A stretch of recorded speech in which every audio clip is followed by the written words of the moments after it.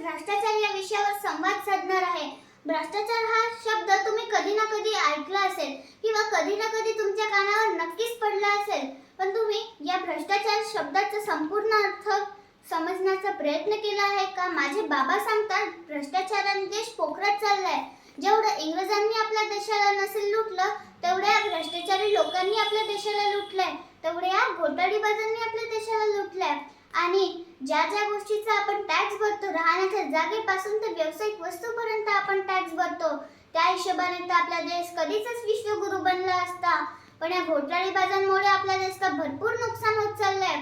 आणि जे आपल्या देशासाठी लढले, ज्यांनी आपल्या देशासाठी आपल्या प्राणांची आहुती दिली, त्यांच्या डोक्यात दिवस रात्र एकच गोष्ट होती की आपल्या संपूर्ण भारताला स्वतंत्र कसं करवायचं.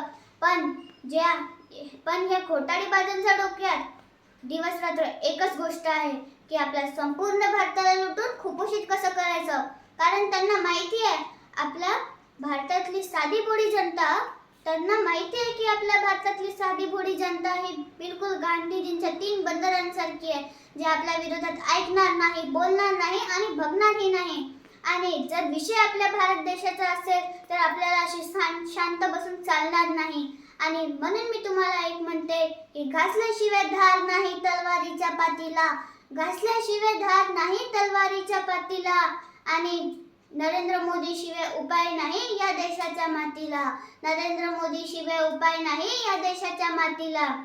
आणि आपल्या चांगल्या भविष्यासाठी, आपल्या भारताला पुन्हा एकदा विश्वगुरूच्या स्थानी ठेवायसाठी आपल्याला आपले देशाचे यशस्वी पंतप्रधान माननीय श्री नरेंद्र मोदी यांच्या पाठीशी खंबीरपणे उभं राहावं लागेल.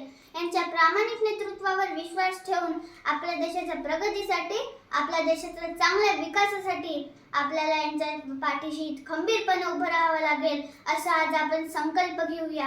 आणि आपल्या देशाला जर पुन्हा एकदा विश्वगुरूच्या स्थानी पोहोचवायचं असेल तर आपल्याला घोटाळीबाजांच्या विरोधात आवाज उठवावीच लागेल, असं मी आवाहन करते. आणि इथेच आपल्या 2 शब्दाला विराम देते. जय हिंद.